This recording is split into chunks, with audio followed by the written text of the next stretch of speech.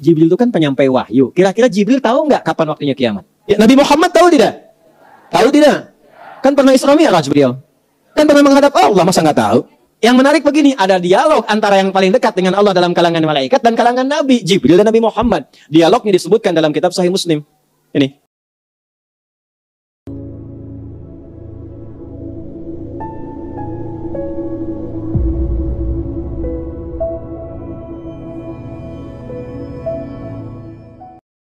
Kapan itu terjadi? Pada hari perpisahan dengan dunia. Inna yaumal fasli kana. Nah, ketika itu ditiupkan, disebut dengan yaumul fasl, hari perpisahan dengan dunia. Habislah dunia semuanya. Nah, hari itulah yang disebut dengan kiamat. Bangkit semua secara serempak, ya, saling bangkit banyak keseluruhannya, sehingga berpotensi ada yang bertubrukan, ada yang bertaburan, ada yang macam-macam. Itu sifatnya disebut dengan kiamat. Hari terjadinya kebangkitan besar yang keseluruhannya kemudian bangkit, ya, kemudian naik, kemudian beradu, bertumbuk, hancur keseluruhannya. Maka harinya disebut dengan apa? Kiamat.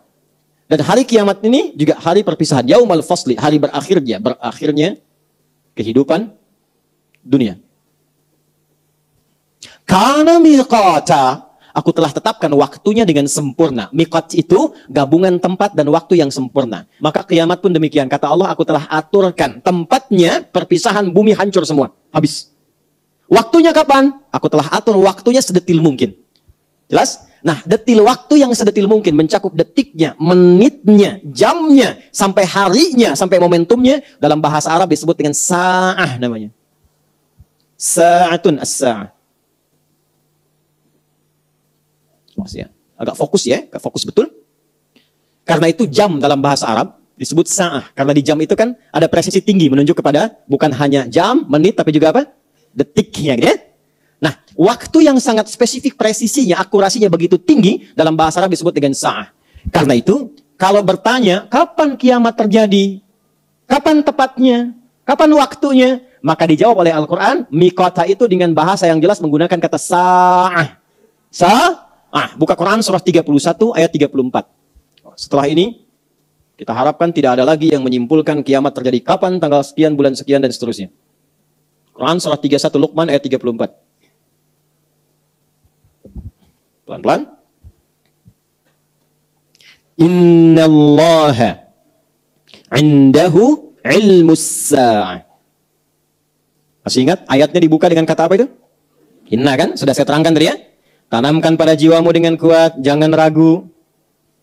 Hanya milik Allah lah pengetahuan tentang detil terjadinya kiamat. Jadi, sa'ah disebutkan di ayat itu menunjukkan kesan bahwa waktu spesifik, detilnya kapan terjadi kiamat itu hanya diketahui oleh Allah saja. Jelas? Ilmuha indallah. Ya, ilmunya, pengetahuannya hanya milik Allah. Wa ma yudrika la'alla as-sa'ata takunu qariba. Oke? Pelan-pelan. Jadi yang pertama yang Allah ingin sampaikan bahwa ada hak prerogatif Allah yang tidak diturunkan kepada makhluk manapun pengetahuannya. Jelas? Yang pertama kali tentang kiamat. Karena itu, awas, hati-hati ya. Ini kita bahas dengan iman. Kalau ada yang bergeser dari sini berarti lemah imannya. Karena itu, kalau Anda mendengar keterangan kiamat terjadi tanggal sekian, bulan sekian, tahun sekian, langsung kita tepis. Jelas? Karena memang pengetahuannya hanya yang dipunyai siapa? Allah saja. Ya, karena seringkali manusia, ini menunjukkan manusia kurang iman. Ada kesibukan dunia yang membuat imannya nggak kuat. Sehingga takut.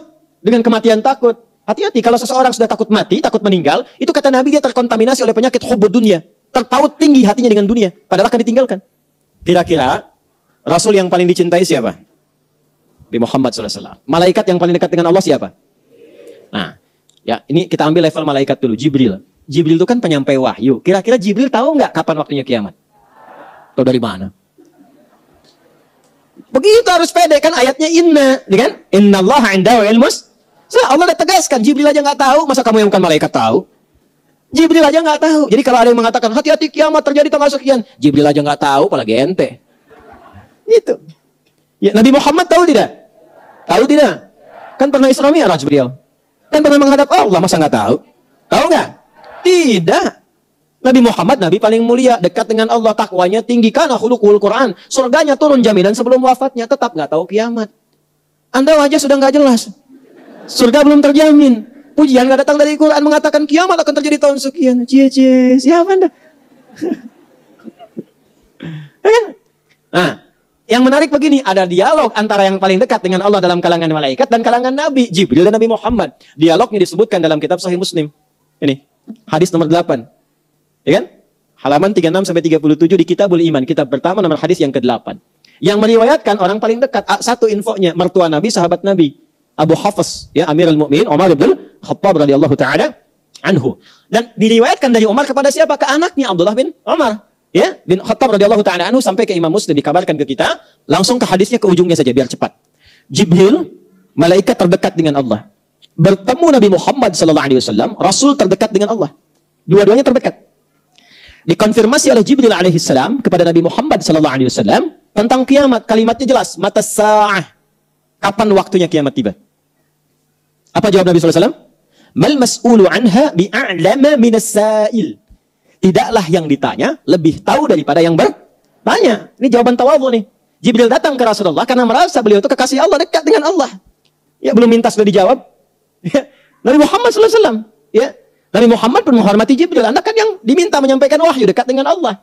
Jadi dua-duanya yang terdekat dengan Allah, tapi jawabannya sama. Yang tahu hanya Allah. Jadi Jibril aja nggak tahu, Nabi Muhammad nggak tahu, apalagi kita orang biasa. Tapi yang paling menarik adalah, perhatikan kalimatnya, akhbirni an amaratiha. Sampaikan padaku tanda-tandanya. Nah, ini yang kita pelajari. Jadi kiamat itu, dunia berakhir atau tidak? Ah, berarti berakhir. Waktu berakhir atau tidak? Berakhir. Waktu itu dari bahasa Arab. Kalau dalam waktu itu kita gunakan untuk beraktivitas, disebut dengan asr namanya. Kalau dalam waktu itu kita tata aktivitas, berjalan dan seterusnya, disebut dengan zaman namanya. Maka saat kiamat tiba, zaman pun berakhir. Maka berakhir zaman. Jelas ya? Nah, berakhirnya zaman ini, menjelang ke kiamat, akan dibagi 3 fase. Awas, hati-hati ya. Ini langsung dari Quran dan dari hadis. Karena kiamat terjadi, berakhir dunia, berakhir zaman. Maka seringkali kajian tentang kiamat disebut dengan kajian akhir zaman. Ya? Nah, akhir zaman menuju kiamat itu dibagi 3 fase. Maksudnya ini ilmiah sekali ya, jadi butuh fokus yang dalam. Hati-hati, bahas kiamat semakin gelap. Insya Allah terang kembali ya. 1, pembuka akhir zaman. Pembuka ini kiamat, akhir zaman. Awas ya. Yang pertama adalah pembuka akhir zaman. Awal, yang mengawali kehidupan di akhir zaman. Jelas? Di bagian akhirnya nih, dari episode kehidupan sejak Adam alaihissalam turun, sampai berakhir terjadi kiamat, ini pembukanya ada di fase ini. Paham ya? Jadi ketika ada tandanya, berarti kita sudah memasuki di akhir zaman. Jelas? Ini pertengahan, gerbangnya. Ini puncaknya.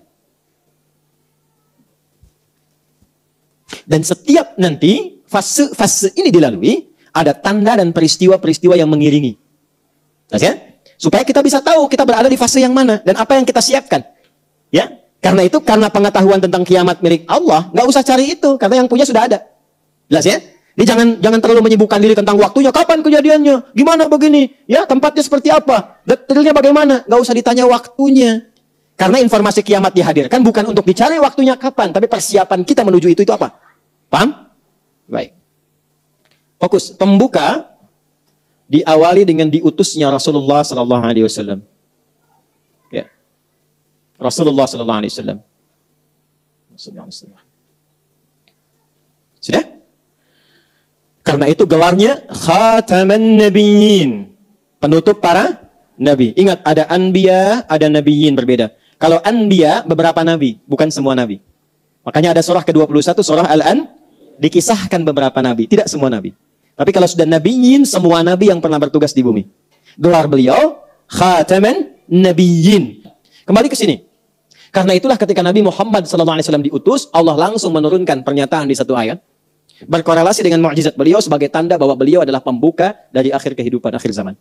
Apa ayatnya? Turun Quran surah ke-54 ayat 1. Iqtarabatis sa'atu wansyaqqal qamar. Iqtarabatis sa'ah, kiamat mulai mendekat. Artinya akhir kehidupan sudah dimulai, dibuka. Ditandai dengan apa? Diutusnya Rasulullah SAW. Di antara pembuktiannya, beliau diberikan mukjizat membelah bulan. Ya? Wansyaqqal qamar, dan bulan telah terbelah. Ya, itu tandanya, tanda awalnya. Dan dibuktikan, ya, dalam satu gambaran yang pernah ke bulan kan melihat ya, dan diteliti oleh pakar di bidangnya menyimpulkan bahwa bulan pernah terbelah. Jelas kan? Baik, satu. Ini, jadi ketika Nabi SAW itu diutus, beliau statusnya sudah penutup para nabi dan rasul, rasul akhir zaman. Dah, rasul akhir zaman. Di fase pembuka. Dah, pelan-pelan. Nah, yang meneruskan risalah beliau, para ulama meneruskan risalah beliau, ya kan? Maka disebut ulama akhir zaman, ustadz akhir zaman, ya kan? Karena menyampaikan risalah ke penghujung akhir masa kehidupan.